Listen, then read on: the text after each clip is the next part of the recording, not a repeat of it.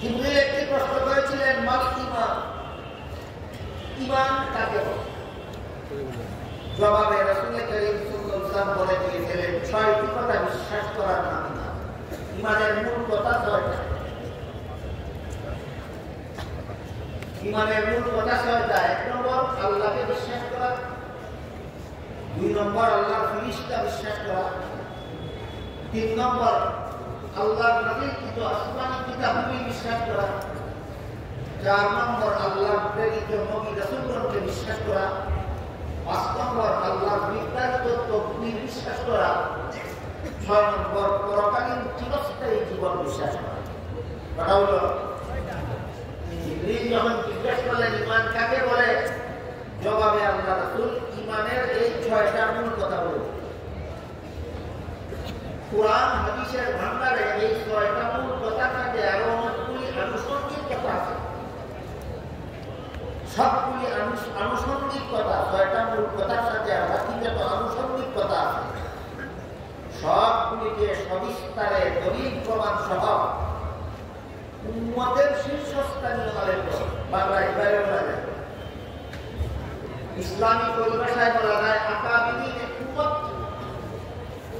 রাসূলের বর্ণিত ৬টি মূল কথার সাথে কুরআন হাদিসের বর্ণিত আরো যত আনুষঙ্গিক কথা আছে সবগুলিকে সবিস্তারে দলিল প্রমাণ সহ আকাবিরিন উম্মত, উম্মতের শীর্ষস্থানীয় আলেমগণ একটা শাস্ত্রে বিন্যস্ত করেছেন, একটা ফন্নে মুদাব্বর করেছেন।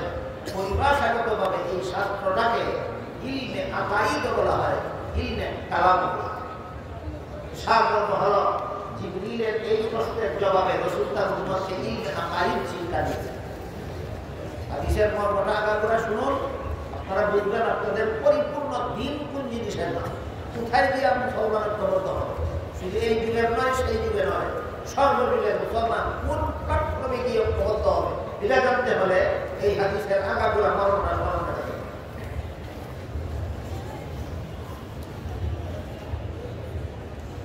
জিবরিলের এই প্রশ্নের জবাবে রাসূল তার উম্মতকে ইলমে আকাইদ নামের একটা ইলম শিক্ষা দিলেন। আলেমদের তো জানাই আছে ইলমে আকাইদ কাকে বলে। মাদ্রাসার ছাত্রদেরকে যদি আমি কিতাবের ভাষায় বলি তারাও বুঝবে, কিন্তু আপনারা যারা আলেম নন, মাদ্রাসার ছাত্রও নন, আপনাদের হয়তো জানাও নাই অথবা কিতাবের ভাষায় বললে বুঝবেন না। এই জন্য আমি সর্বস্তরের মুসলমানের বুঝার সুবিধার জন্য বাংলা ভাষায় বলছি। আল্লাহর যে সমস্ত বিধিবিধান শুধুমাত্র অন্তরে বিশ্বাস করতে হবে, শরীরের অঙ্গ প্রত্যঙ্গের দ্বারা পালন করার কিছু নাই। এই সমস্ত বিধিবিধান জানার নাম ইলমে আকাইদ। যেমন আল্লাহ আছেন, এটা শুধু অন্তরে বিশ্বাস করতে হবে। আল্লাহ একজন, এটা শুধু অন্তরে বিশ্বাস করতে হবে। আল্লাহ শরীক, এটা শুধু অন্তরে বিশ্বাস করতে হবে। হযরত আদম আলাইহিস সালাম সর্বপ্রথম নবী, এটা শুধু অন্তরে বিশ্বাস করতে হবে। মুহাম্মদুর রাসূলুল্লাহ সাল্লাল্লাহু আলাইহি ওয়াসাল্লাম সর্বশেষ নবী, এটা অন্তরে বিশ্বাস করতে হবে। সমস্ত নবী রাসূলগণ আজীবন নিষ্পাপ, বেগুনাহ, অন্তরে বিশ্বাস করতে হবে। এইভাবে আল্লাহর যত বিধিবিধান শুধুমাত্র অন্তরে বিশ্বাস করতে হয়, শরীরের অঙ্গ প্রত্যঙ্গের দ্বারা পালন করার কিছু নাই। এই সমস্ত বিধান জানার নাম ইলমে আকাইদ। এই ইলমে আকাইদ শিক্ষা দিয়েছেন রাসূল জিবরিলের প্রথম প্রশ্নের জবাব। এরপর জিবরিল দ্বিতীয় প্রশ্ন করলেন, মাল ইসলাম, ইসলাম কাকে বলে? বলুন তো, প্রথম প্রশ্নটা কি ছিল? ঈমান কাকে বলে? ঈমানের মূল কথা রাসূল বলে দিয়েছেন ৬টা। দ্বিতীয় প্রশ্ন হলো ইসলাম কাকে বলে? এই প্রশ্নের জবাবে আল্লাহ রাসূল বলে দিয়েছেন ইসলামের মূল কথা ৫টা, ঈমানের মূল কথা ৬টা, ইসলামের মূল কথা ৫টা। ১ নম্বর মুখে কলেমা উচ্চারণ করা, ২ নম্বর ৫ বেলা নামাজ কায়েম করা, ৩ নম্বর রমজান মাসে রোজা রাখা, ৪ নম্বর ধনী হলে যাকাত দেওয়া, ৫ নম্বর সামর্থ্যবানদের হজ করা। এই ৫টা হলো ইসলামের মূল কথা। জিবরিলের প্রশ্নের জবাবে রাসূল বলে দিয়েছেন এর সাথে আরো অনেকগুলি আনুষঙ্গিক কথা আছে কুরআন হাদিসে বর্ণিত। সবগুলি মূল কথার সাথে যাবতীয় আনুষঙ্গিক কথাগুলিকে সবিস্তারে দলিল প্রমাণ সহ উম্মতের শীর্ষস্থানীয় আলেমগণ আরেকটি শাস্ত্রে বিন্যস্ত করেছেন, আরেকটি ফর্মে মুদব্বর করেছেন। সেই শাস্ত্রটাকে পরিভাষাগতভাবে ইলমে ফিকহ বলা হয়। সুতরাং সারমর্ম দাঁড়ালো জিবরিলের দ্বিতীয় প্রশ্নের জবাবে রাসূল তার উম্মতকে ইলমে ফিকহ শিক্ষা দিয়েছেন। এবার আমরা বোঝার চেষ্টা করি ইলমে ফিকহ কাকে বলে। আল্লাহর যে সমস্ত বিধিবিধান শুধু অন্তরে বিশ্বাস করলেই চলে না, শরীরের বাহ্যিক অঙ্গ প্রত্যঙ্গের দ্বারা পালন করতে হবে। এমন বিধান জানার নাম ইলমে ফিকহ। যেমন ওযুর 4 ফরজ, অন্তরে বিশ্বাস করলেই ওযু হয়, হাত মুখ ধুইতে হবে। এটা ইলমে আকাইদের বিষয় হলো না, ইলমে ফিকহ বিষয়। ওযু ইলমে ফিকহ বিষয়। নামাজের 13 ফরজ, বিশ্বাস করলেই নামাজ হয়, না রুকু সিজদা করতে হয়। রুকু সিজদা কি মনে মনে করলে হয় নাকি শরীরের অঙ্গ প্রত্যঙ্গের দ্বারা? বলুন বুঝে থাকলে নামাজ আপনি রুকু করবেন মনে মনে না শরীরের অঙ্গ দ্বারা?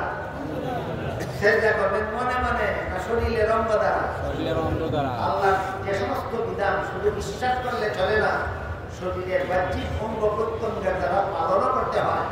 এইসব বিধান জানার নাম ইলমে ফিকহ। জিবরিলের দ্বিতীয় প্রশ্নের জবাবে রাসূল তার উম্মতকে ইলমে ফিকহ শিক্ষা দিয়েছেন। প্রথম প্রশ্নের জবাবে ইলমে আকাইদ শিক্ষা দিয়েছেন, দ্বিতীয় প্রশ্নের জবাবে ইলমে ফিকহ শিক্ষা দিয়েছেন। এবার জিবরিল তৃতীয় প্রশ্ন করলেন, মাল ইহসান, নির্ভেজাল ইবাদত। আল্লাহ মানুষ সৃষ্টি করেছেন একমাত্র আল্লাহর ইবাদত করার জন্যই। বলুন তো ভেজাল ইবাদত করার জন্য আল্লাহ মানুষ সৃষ্টি করেছেন না নির্ভেজাল ইবাদতের জন্য? নির্ভেজাল। তাই জিবরিল রাসূলকে প্রশ্ন করলেন, রাসূল জবাব দিলে রাসূলের উম্মত যেন শিখতে পারে নির্ভেজাল ইবাদত কোনটা। জিবরিল প্রশ্ন করেছেন মাল ইহসান, নির্ভেজাল ইবাদত কোনটা? জবাবে রাসূল করিম সাল্লাল্লাহু আলাইহি ওয়াসাল্লাম বলেন, আনতা'বুদাল্লাহা কাআন্নাকা তারাহু ফাইন লাম তাকুন তারাহু ফাইন্নাহু ইয়ারাক। এই হাদিসের বিভিন্ন বর্ণনা সূত্রে বর্ণিত। কোনো বর্ণনা সূত্রে তা'বুদা শব্দ উল্লেখ আছে, কোনো বিবরণে তা'মালা শব্দ উল্লেখ আছে, কোনো বিবরণে তাফআলা শব্দ উল্লেখ আছে। সবগুলির সমষ্টিগত সারমর্ম হলো আল্লাহর নির্ভেজাল ইবাদতের মূল কথা দুইটা। ইমানের মূল কথা 6টা, ইসলামের মূল কথা 5টা, আর নির্ভেজাল ইবাদতের মূল কথা 2টা। একটা হলো আল্লাহ সদা সর্বদা তোমার সামনে আছেন। আপনারা কি মনে করেন আল্লাহ আমাদের সামনে নাই? আছে, আছে। আল্লাহ একাই বলেন, কুল লিল্লাহিল মাশরিকু ওয়াল মাগরিবু ওয়া আইনামা তুওয়াল্লু ফাসাম্মা ওয়াজহুল্লাহ। হে রাসূল করিম সাল্লাল্লাহু আলাইহি ওয়াসাল্লাম, আপনি বলে দিন পূর্ব পশ্চিম উত্তর দক্ষিণ নির্বিশেষে আল্লাহ সবখানেই আছেন। তোমরা যেদিকেই চেহারা করবে সেদিকেই আল্লাহ আছেন, যেদিকেই চেহারা করবে সেদিকেই আল্লাহ আছেন। এই মর্মে বহু আয়াত আছে। আমার মনে হয় সবগুলি আয়াতের সারমর্ম 2টা শব্দ। আল্লাহ এক আয়াতে বলেন, ওয়া মা কুন্না ফাইলিন। এর অর্থ হলো আমি কোথাও অনুপস্থিত নই।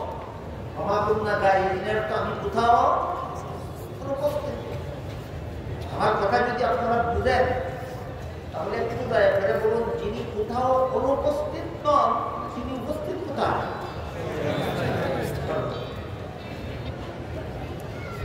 এই মর্মে বহু আয়াত আছে। কিন্তু বর্তমানে আমাদের মুসলমান সমাজে আরেকটা বাতিল দলের উদ্ভব হয়েছে। এরা আল্লাহ সর্বত্র বিরাজমান, ইসলামের কোরআনের এই বিষয়গুলি মানে না। এই দলটার নাম হলো লামাসাবি। দলটার নাম লামাসাবি। এরা বলে আল্লাহ শুধু আরশের উপরে আছেন, এর নিচে কোথাও নেই। আপনারা বলুন তো, আল্লাহ যদি সবখানে থাকেন তাহলে আরশের উপরে নাই? আল্লাহ যদি সবখানে থাকেন তাহলে আসমানের উপরে নাই? আল্লাহ যদি সবখানে থাকেন তাহলে জমিনের উপরে নাই? আল্লাহ বলেন ওমা কুন্না গায়িবিন, আমি কোথাও উপস্থিত নই। এর মানে হলো আমি সর্বত্র উপস্থিত। আল্লাহ বিভিন্ন আয়াতে বিভিন্ন উদাহরণ দিয়ে বুঝাইছেন বিষয়টা। এক আয়াতে বলেন মা মিন নাজওয়া সালাসাতিন ইল্লা হুয়া রাবিউহুম ওয়ালা খামসাতিন ইল্লা হুয়া সাদিসুহুম ওয়ালা আদনা মিন যালিকা ওয়ালা আকসারা ইল্লা হুয়া মা'আহুম। কোন তিন ব্যক্তি যদি কোথাও চুপে কথা বলে, আল্লাহ বলেন আমি আল্লাহ তাদের সাথে সেখানেও থাকি। কোন পাঁচ ব্যক্তি যদি কানে কানে কথা বলে, আমি আল্লাহ তাদের সাথে সেখানেও থাকি। তিন ব্যক্তি আর পাঁচ ব্যক্তি উদাহরণস্বরূপ বলা হলো। যেখানে তিন ব্যক্তির কম মানুষ থাকে সেখানেও থাকি, যেখানে পাঁচ ব্যক্তির বেশি মানুষ থাকে সেখানেও থাকি। এর দ্বারা কি সাব্যস্ত হলো? আল্লাহ কোন জায়গায় নাই? আল্লাহ সর্বত্র। কিন্তু এর সাথে সাথে একটা কথা আমাদের মনে রাখতে হবে, যখন জগৎ বলতে কিছু ছিল না, পুরস্থান বলতে কিছু ছিল না, আসমানও ছিল না, জমিনও ছিল না, আরশ কুরসিও ছিল না, পাতাল পুরীও ছিল না। আপনাদের ঈমানকে জিজ্ঞেস করে বলুন, তখন কি আল্লাহ ছিলেন? তখন কি আল্লাহ কোন স্থানে ছিলেন? তখন অত জায়গা বলতে কিছুই নাই। আল্লাহ ছিলেন কোথায়? আসমান জমিন আরশ কুরসি লৌহ কলম গোটা সৃষ্ট জগৎ সৃষ্টি করার আগেও তো আল্লাহ ছিলেন। তখন তো আল্লাহ কোন স্থানে ছিলেন না। সেটা হলো আল্লাহ সত্তাগত ব্যাপার। আল্লাহ জগৎ সৃষ্টির আগে যেভাবে সত্তাগত ভাবে কোন স্থানে ছিলেন না, জগৎ সৃষ্টির পর আল্লাহ সত্যবাগত ভাবে কোন স্থানে অবস্থান করেন না। আল্লাহ যে জমিনে আছেন, আসমানে আছেন, আরশে আছেন, পাতালে আছেন, এটা সত্তাগত ভাবে নয়, গুণগত ভাবে। এবার বলুন, আল্লাহ সর্বত্র বিরাজমান সত্তাগত ভাবে না গুণগত ভাবে? আল্লাহ আসমানে আছেন সত্তাগত ভাবে না গুণগত ভাবে? আল্লাহ আরশের উপরে আছেন সত্তাগত ভাবে না গুণগত ভাবে? আল্লাহ জমিনে আছেন সত্তাগত ভাবে না গুণগত ভাবে? আল্লাহ পাতাল পুরীতে আছেন সত্তাগত ভাবে না গুণগত ভাবে?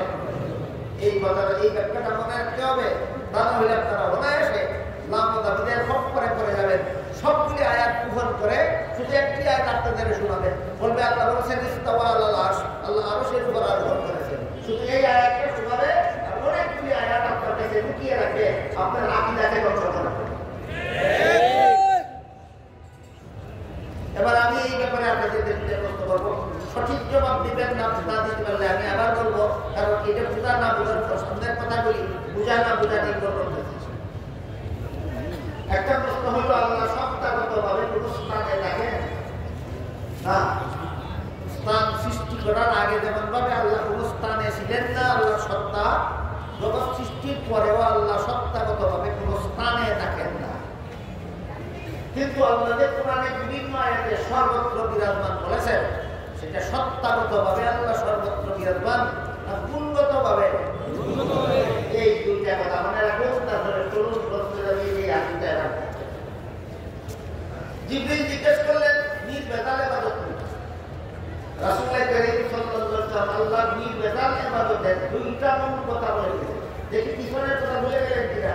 ঈমানের কোন কথা বলা? ইসলামের মূল কথা বলা।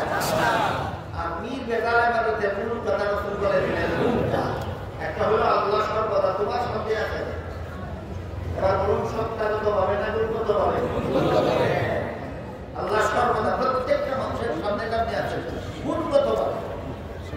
আর একটা কথা হলো, তুমিও সদা সর্বদা আল্লাহর সামনে আছো সত্তাগত ভাবে। তোমার একটা সত্তা আছে, তুমি সর্বদাই আল্লাহর সামনে আছো। তো রাসূল বলেন আল্লাহ সর্বদা তোমার সামনে আছেন, এই হলো নির্বেজাল ইবাদতের একটা মূল কথা। আর তুমিও সর্বদা আল্লাহর সামনে আছো, এটাও নির্বেজাল ইবাদতের দ্বিতীয় মূল কথা। কিন্তু আল্লাহ আমার সামনে আছেন এই কথার মধ্যে আর আমি আল্লাহর সামনে আছি এই কথার মধ্যে একটা বেষ্ট আছে। এই বেষ্টটা হলো, আল্লাহ আমার সামনে থাকা সত্ত্বেও আমি জীবনে কোনোদিন, দুনিয়ার জীবনে কোনোদিন আল্লাহকে দেখিও না। দেখো কেন দেখি না? এই প্রশ্নের জবাব না জানার কারণে বর্তমান মুসলমান সমাজের অনেক শিক্ষিত পণ্ডিত নাস্তিক হয়ে যায়, মুরতাদ হয়ে যায়। আল্লাহ তাকলে দেখি না কেন, আল্লাহ তাকলে দেখি না। এই প্রশ্নের জবাব জানে না গণ্ডমূর্খ, এই যে প্রশ্নের জবাব না জানার কারণে বলে আল্লাহ দায়ী, মুরতাদ হয়ে যায়। তো আল্লাহ রব্বুল আলামিন সদা সর্বদা আমার সামনে আছেন, দেখি না কেন, এই প্রশ্নের মূল জবাব হলো আল্লাহকে দেখার জন্য মানুষের চোখে যে পরিমাণ পাওয়ারের দরকার, দুনিয়ার জীবনে কোনো মানুষের চোখে এই পরিমাণ পাওয়ার দান করেন না। এই জন্য আমি আল্লাহর সামনে আছেন কিন্তু আমি দেখি না। দান করেন না কেন? আল্লাহ যদি দুনিয়াতেই আমার চোখে আল্লাহকে দেখার মতো পাওয়ার দিতেন, তাহলে তো আমি দুনিয়ার জীবনে আল্লাহকে দেখতে পেতাম। তাহলে আমার কেমন অনুগ্রহটা আল্লাহ আমাকে করলেন না কেন? এই প্রশ্নের জবাব হলো তোমার ঈমানকে গ্রহণযোগ্য করো। তোমার চোখে যদি আল্লাহকে দেখার মতো পাওয়ার আল্লাহ দিতেন, অবশ্যই তুমি আল্লাহকে দেখতে, কিন্তু তখন তোমার ঈমানটাই আল্লাহর কাছে গ্রহণযোগ্য হতো না। আল্লাহরে দেখে ঈমান আনলে কবুল হয় না, না দেখে ঈমান আনলে কবুল হয়। আমার কথা বুঝে থাকলে বা বলুন, দুনিয়ার জীবনে আল্লাহকে দেখার মতো পাওয়ার আমার চোখে না দিয়ে আল্লাহ আমাকে বঞ্চিত করলেন, না ঈমান কবুল হওয়ার ব্যবস্থা করলেন? এই কথাটা যদি সমস্ত মুসলমানের না জানে না, তাহলে আল্লাহ এই মেহেরবানির শুকরিয়া আদায় করে আল্লাহ মেহেরবানির কৃতজ্ঞতা তো প্রকাশ করতে পারে, মেহেরবানির মুখে তো কৃতজ্ঞতা প্রকাশ করে। আল্লাহ কত বড় মেহেরবানি করেছেন দুনিয়াতে, আমাদের চোখে আল্লাহকে দেখার মতো পাওয়ার না দিয়া আমার ঈমানটা গ্রহণযোগ্য হওয়ার ব্যবস্থা করছে। এবার বলুন, আল্লাহকে দেখি না কেন? দেখার মতো পাওয়ার নাই, আমার চোখের পাওয়ার সীমিত, চোখের পাওয়ার সীমিত। তখন বলুন তো আল্লাহ দেখার গুণটাও কি সীমিত? আল্লাহ দেখার জন্য কিছু অভাব আছে? বিন্দু মাত্র ত্রুটি আছে? আমি যে আল্লাহর সামনে আছি সর্বদা, আল্লাহ সর্বদাই আমাকে দেখে। আল্লাহ আমার সামনে আছেন সর্বদা, আমি দেখি না, আমার দেখার গুণের অভাব। আমি যে আল্লাহর সামনে আছি, আল্লাহর দেখার গুণের অভাব নাই, আল্লাহ সর্বদাই আমাকে দেখেন। আমি কি বুঝাতে পারলাম আপনাদেরকে? আল্লাহকে দেখি না কেন? আমাকে আল্লাহ দেখেন। আল্লাহকে দেখি না, আমার দেখার গুণের অভাব। আল্লাহ আমাকে সর্বদা দেখেন কেন? আল্লাহর দেখার গুণে কোনো অভাব নেই। সবটুকু পরিষ্কার হলো? এই যে আমি আল্লাহ আমার সামনে আছেন আর আমি আল্লাহর সামনে আছি, অর্থাৎ আল্লাহ সর্বদাই সর্বাবস্থায় আমাকে দেখছেন, এই বিশ্বাসটা সব মুসলমানের অন্তরে আছে। কিন্তু এরপরও আপনারা বলুন তো, কোন মুসলমান কি চুর হয় না? কোন মুসলমান এই বাংলাদেশে কোনো কিছু চুরি করে না? করে? কোন মুসলমান ডাকাত হয় না? হয় না? কোন মুসলমান ব্যভিচারী হয় না? হয় না? সুদখোর, ঘুষখোর, মদখোর, গাঁজাখোর, দুর্নীতিবাজ, জালিয়াতিকারী হয়? তুমি যদি বিশ্বাস করো আল্লাহ তোমাকে সর্বাবস্থায় দেখেন, কোন সাহসে চুরি করো, কোন সাহসে ডাকাতি করো, কোন সাহসে ঘৃণা ব্যবসা করো, কোন সাহসে সুদ খাও, কোন সাহসে ঘুষ খাও, কোন সাহসে মদ খাও, কোন সাহসে গাঁজা খাও, কোন সাহসে দুর্নীতি করো, কোন সাহসে জালিয়াতি করো? একমাত্র জবাব, আল্লাহ আমাকে দেখেন। এই বিশ্বাস আমার ঘুমাদিত, বিশ্বাস জাগ্রত হয়। বলেন মুসলমান সুদ খায় কেন? আল্লাহ দেখেন বিশ্বাস জাগ্রত থাকার কারণে না, ঘুমন্ত। মুসলমান দুর্নীতিবাদ হয় কেন? আল্লাহ দেখেন বিশ্বাসটা জাগ্রত থাকার কারণে না, ঘুমন্ত। এর একটি উদাহরণ দিচ্ছি, শুনুন। ধরুন আপনার দেওয়াল ঘেরা বাড়িতে রাতের বেলায় যখন আপনি ঘুমিয়ে থাকেন, চোর যেন আপনার বাড়িতে ঢুকতে না পারে, সেজন্য বাড়ির গেটে পাহারাদার, বেতনভোগী পাহারাদার বসায় আছে। পাহারাদার গেটে বসা থাকলে চোর ঢুকতে পারবে না। কিন্তু পাহারাদার যদি আপনার গেটের সুপায় বসে বসে সারা রাত ঘুমায়, তখন চোর ঢুকতে পারবে কিনা? তাহলে পাহারাদার বসা থাকা অবস্থায় চোর ঢুকবে কিভাবে? পাহারাদার ঘুমায়, এই জন্য চোর ঢুকতে পারে। তেমনি ভাবে আমি যে বিশ্বাস করি আল্লাহ আমাকে দেখে, আমার ঈমান ঘুমায়, এই জন্য আমার মতো বিশ্বাসী চুর হয়, আমার মতো বিশ্বাসী ডাকাত হয়, আমার মতো বিশ্বাসী বদমাশ হয়, আমার মতো বিশ্বাসী দুর্নীতিবাজ বিবাদ হয় আমার মতো ইমানদার জালিয়াতি করে। আল্লাহ আমাকে সর্বদা দেখেন। এই বিশ্বাস ঘুমন্ত থাকলেই ইবাদত ভেজাল, এই বিশ্বাস ঘুমন্ত থাকলেই ধর্মের বেলায় ইবাদত করবে ভেজাল, সংসারের বেলায় সকল কাজে করবে শুধু দুর্নীতি আর দুর্নীতি। মুসলমানের ইবাদত তখনই ভেজাল হয় যখন আল্লাহ আমাকে দেখতেছেন। এই বিশ্বাস যখন ঘুমন্ত থাকে মুসলমান সংসারের কাজে তখনই দুর্নীতিবাদ হয়। আল্লাহ আমাকে দেখতেছেন এই বিশ্বাস যখন ঘুমন্ত হয়, জাগ্রত থাকে, ঘুমন্ত থাকে। এই বিশ্বাস জাগ্রত করলেই তোমার সব ইবাদত হয়ে যাবে নির্ভেজাল, তোমার সংসারের সকল কাজ হয়ে যাবে দুর্নীতি মুক্ত। এবার বিশ্বাস জাগ্রত হওয়ার একটি উদাহরণ দিচ্ছি শুনুন। হযরত ইউসুফ আলাইহিস সালামের সাথে জিনা ব্যভিচার করার জন্য জুলাইখা ইউসুফ আলাইহিস সালামকে একটা রাজকীয়ভাবে সুসজ্জিত কামরার ভিতরে, খাস কামরার ভিতরে, যেখানে ইউসুফ এবং জুলাইখা ছাড়া তৃতীয় কোনো মানুষ দুনিয়ার ছিল না। ইউসুফ আলাইহিস সালাম সেই কামরার ভিতরে ঢুকে দেখলেন কামরার এক পাশে জুলাইখা পর্দা দ্বারা কোনো একটা কিছু ঢেকে রেখেছে। পর্দার আড়ালে কি আছে পর্দার কারণে দেখা যায়। ইউসুফ আলাইহিস সালাম জুলাইখাকে জিজ্ঞেস করলেন, তোমার পর্দার আড়ালে কি ঢেকে রেখেছ? জুলাইখা বলে, আমি যে মূর্তিটার পূজা করি ওই মূর্তিটা ঢেকে রেখেছি। কি ঢেকে রেখেছে? মূর্তি। ইউসুফ আলাইহিস সালাম জিজ্ঞেস করলেন, তুমি তো এটা পূজাই করো, ঢেকে রাখলা কেন? জুলাইখা বলে, এই মূর্তি আমি তোমার সাথে জিনা করবো, কাজেই যেই মূর্তির পূজা করি তার সামনে জিনা করতে আমার লজ্জা হয়, এই জন্য মূর্তিটা ঢেকে রেখেছি যেন নিঃসংকোচে জিনাটা করতে পারে।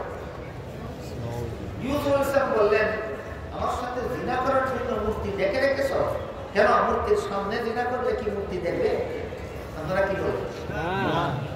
ইউসুফ প্রশ্ন করলেন জুলাইখা, মূর্তির সামনে আমার সাথে জিনা করলে কি মূর্তি দেখবে? জুলাইখা বলে, দেখবে না।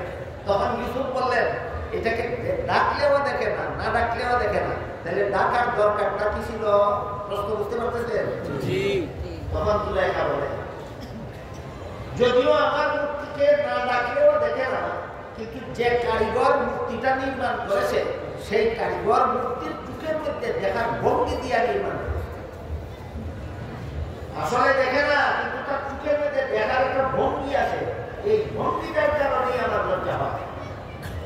তখন ইউসুফ আলাইহিস সালাম বললেন, তোর পূজার মূর্তি চোখের মধ্যে শুধু দেখার ভঙ্গি আছে, আসলে দেখে না, তারপরে যদি এটার সামনে আমার সাথে জিনা করতে তোর লজ্জা হয়, আমার আল্লাহ যে আসলেই দেখে, সেই আল্লাহর সামনে তোর সাথে কোন সাহস আমি দেব?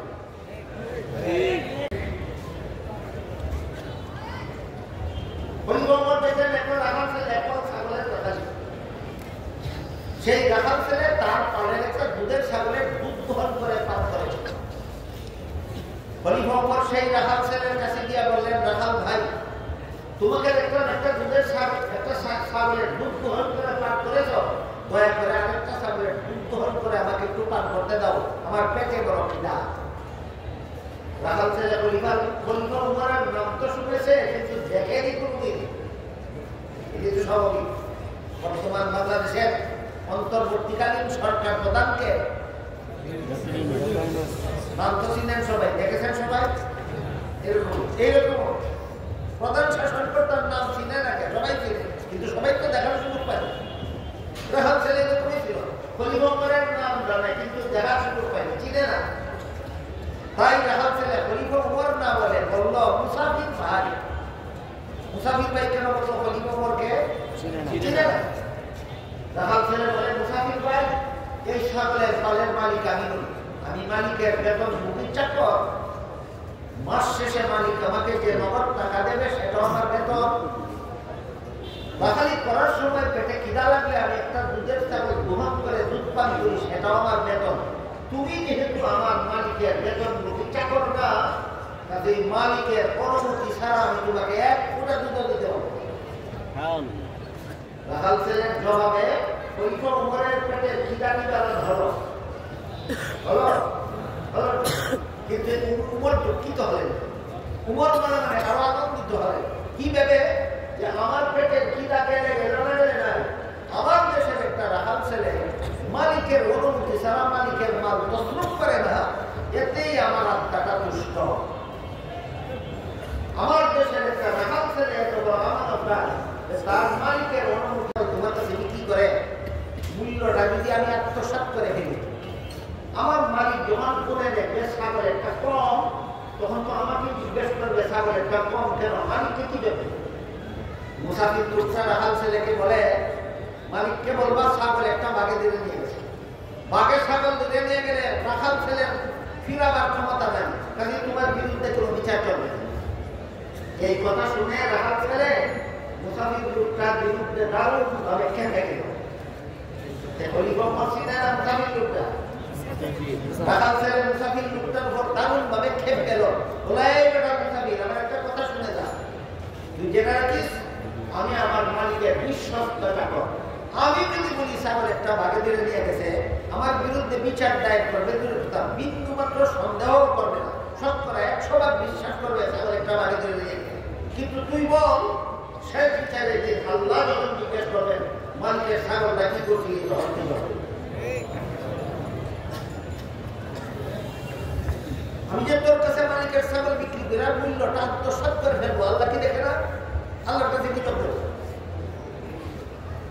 আমি আপনাদের জিজ্ঞেস করি, খলিফা ওমরের দেশে এই রাখাল ছেলে আল্লাহ আমাকে দেখছে, আল্লাহ আল্লাহর কাছে কি জবাব দিল? এই বিশ্বাসটা খলিফা ওমরের দেশের রাখাল ছেলের অন্তরে ছিল রোমান্ত। তাহলে যত রকমের ইবাদতের মধ্যে যত রকমের ভেজাল আর সংসারের যত কাজে যত রকমের দুর্নীতি, সব থেকে রক্ষা পাওয়ার একমাত্র রক্ষা পাওয়া হল আল্লাহ। অন্যান্য জাগতিক শিক্ষার উপর কোরআন শিক্ষার আলাদা কোনো বৈশিষ্ট্য আছে কিনা? এই বৈশিষ্ট্য ছাড়া ইবাদতেও ভেজাল হতে পারবেন না, এই বৈশিষ্ট্য ছাড়া সংসারেও দুর্নীতি মুক্ত হতে পারবেন না। আল্লাহর কাছে কি জবাব দিব? এই ভয় জানান করে নাই যে যত বড় শিক্ষিত তত বড় দুর্নীতিবাজ হতে বাধ্য, যত বড় শিক্ষিত তত বড় দুর্নীতিবাজ হতে বাধ্য। আমি আপনাদের জিজ্ঞাসা করি, একটা রিক্সা ড্রাইভার সবচেয়ে বড় দুর্নীতিবাজ হয় না কোন শিক্ষিত চাকরিজীবী দুর্নীতিবাজ হয়? রিক্সা ড্রাইভার বড় দুর্নীতিবাজ না শিক্ষিত চাকরিজীবী বড় দুর্নীতিবাজ? এবার একজন চাকরিজীবীর কথা আপনাদেরকে বলি, আমার জীবনের বাস্তব অভিজ্ঞতার থেকে। আমার মনে হয় আজ থেকে প্রায় 50 বছর আগের কথা, আনুমানিক 2-4 বছর বেশ কম হতে পারে। আজ থেকে প্রায় 50 বছর আগে ব্রাহ্মণবাড়িয়া এলাকার একটি মাহফিল থেকে বাড়ি যাওয়ার পথে রেলে বাড়ি যাওয়ার জন্য রেল স্টেশনে গিয়ে দেখি গাড়ি ছেড়ে দিচ্ছে, টিকিট নেওয়ার সুযোগ নেই। টিকিট ছাড়াই রেলগাড়িতে চড়লাম। রেলগাড়ির ভিতরে সরকারের বেতনভোগী কর্মচারী থাকে, যারা বিনা টিকিটে রেল চলে তাদের কাছ থেকে ভাড়া নিয়ে তাদেরকে টিকিট বানিয়ে দেওয়ার জন্য তাকে কিনা। আমি তাকে দিয়ে বললাম, ভাই প্রবদ্ধ হও সমস্ত লোকের সাথে যারা নবী লক্ষ্মীকে গোনা মানে করে, তোর সাথে প্রবদ্ধ হওয়ার দেওয়া মুসলমানকে দেবে, তোর হায়ানামকে দেবে কোথাও। হ্যাঁ, এক রকমের ঐক্য আছে দেশ রক্ষার ঐক্য, আর একটা ঐক্য আছে ইমান রক্ষার ঐক্য। ঐক্য কত প্রকার? 2 প্রকার। দেশ রক্ষার ঐক্য আর একটা ইমান রক্ষার ঐক্য। ইমান রক্ষার জন্য যদি ঐক্য করতে হয় 3 প্রকার এলেম মেনে নিয়ে এই ঐক্যবদ্ধ হতে হবে।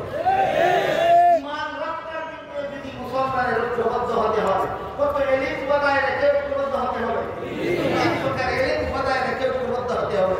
ইলমে আকাইদ তোমার সংশোধিত হতে হবে, ইলমে বেকার আমল তোমার বাস্তবায়িত হতে হবে, ইলমে তাসকিয়া তোমার জীবনে বাস্তবায়িত হতে হবে, তবেই তোমার সাথে সব মুসলমানের ঐক্যবদ্ধ হওয়া সম্ভব।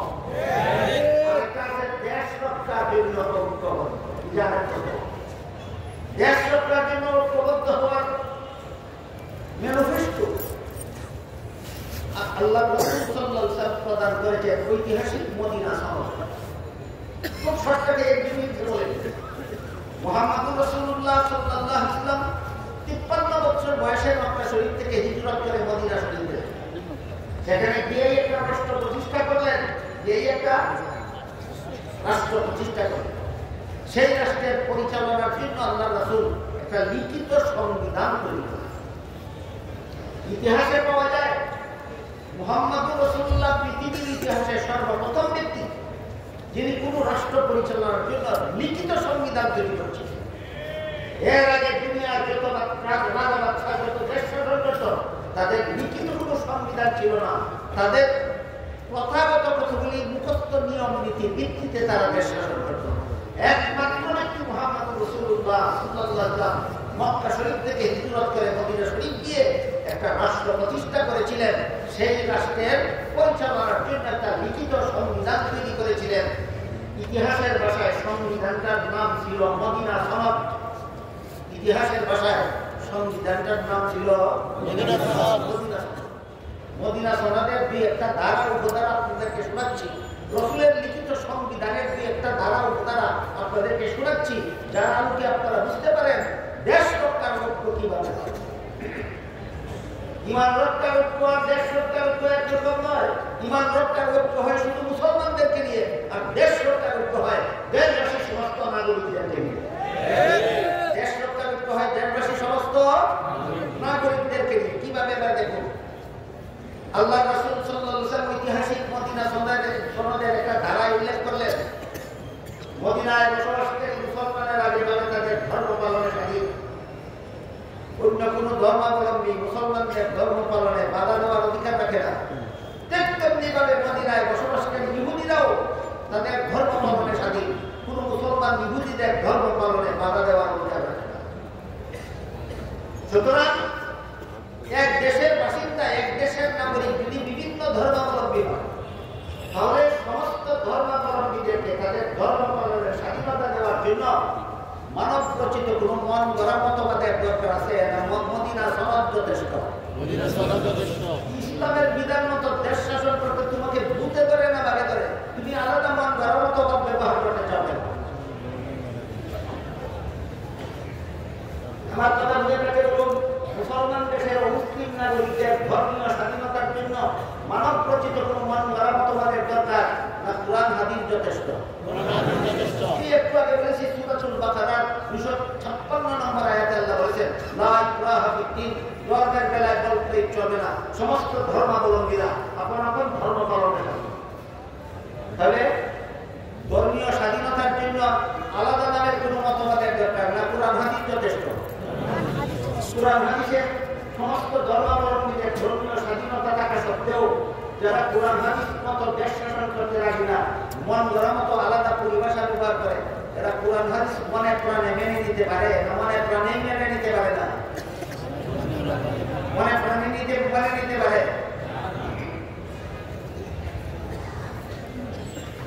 সেই মদিনা সনদে আরেকটা ধারা উল্লেখ ছিল, যেহেতু ইহুদি এবং মুসলমান একই দেশের নাগরিক। কথা শুনুন, মদিনা সনদের আরেকটি ধারা উল্লেখ ছিল, যেহেতু ইহুদি এবং মুসলমান একই দেশের নাগরিক, সুতরাং বাইরের কোন শত্রু যদি মদিনার মুসলমানদের উপর হামলা করে, মদিনার ইহুদিরা মুসলমানের পক্ষ হয়ে বাইরের শত্রুদের বিরুদ্ধে লড়াই করতে হবে। তেমনিভাবে বাইরের কোন শত্রু যদি মদিনার ইহুদিদের উপর হামলা করে, মদিনার মুসলমানরা ইহুদির পক্ষ হয়ে বাইরের শত্রুদের বিরুদ্ধে লড়াই করতে হবে। সুতরাং ঐতিহাসিক মদিনা জগৎ আমাদের শিক্ষা দিল একই দেশে বসবাসকারী বিভিন্ন ধর্মাবলম্বী, 1 নম্বর আপনারা ধর্ম পালনের স্বাধীন, 2 নম্বর সবাই মিলে দেশের আইন শৃঙ্খলা মেনে নিতে বাধ্য। সবাই মিলে দেশের আইন শৃঙ্খলা মেনে নিতে, এই দেশের মুসলমানেরা যেমন দেশের আইন শৃঙ্খলা মেনে নিতে বাধ্য, এই দেশের অমুসলিমরাও দেশের আইন শৃঙ্খলা মেনে নিতে বাধ্য। এমন অবস্থায় দেশের মুসলমান হোক, হিন্দু হোক, বৌদ্ধ হোক, ইহুদি হোক, খ্রিস্টান হোক, এদের বিরুদ্ধে যদি বাইরে কোনো শত্রু হামলা করে, সমস্ত মুসলমানেরা এদের পক্ষ হয়ে শত্রুর মোকাবেলা করতে বাধ্য। তেমনিভাবে বাইরে কোনো শত্রু যদি মুসলমানের বিরুদ্ধে দুষ্কর্ম করে, রাষ্ট্রের বিরুদ্ধে কোনো অনিষ্টকর পদক্ষেপ গ্রহণ করে, তাহলে এই দেশের মুসলমান, হিন্দু, বৌদ্ধ, খ্রিস্টান নির্বিশেষে বাইরের শত্রুদের সাথে সংঘবদ্ধভাবে মোকাবেলা করতে হবে। ইমান রক্ষার ঐক্যের রূপরেখা, দেশ রক্ষার ঐক্যের রূপরেখা। দেশ রক্ষার উদ্যোগ মুসলমানদের সাথে হিন্দুদের করতে হবে, ইহুদিদের করতে হবে, বৌদ্ধদের করতে হবে, দেশের পক্ষে সবাইকে কাজ করতে হবে। এটা হলো দেশ রক্ষা করতে হবে। আর ইমান রক্ষার উদ্যোগ তিন প্রকারের এক জীবনে বাস্তবায়ন করতে হবে। তা হলে তোমার দ্বারা ইমান রক্ষা করতে হবে না, তোমার দ্বারা শুধু বেঈমান দ্বারা করতে হবে। আল্লাহ আপনাদের আমাদের সবাইকে ইমান রক্ষার তৌফিক দান করুন, দেশ রক্ষার তৌফিক দান করুন। ওয়া আখিরু দাওয়ানা আলহামদুলিল্লাহি রাব্বিল আলামিন।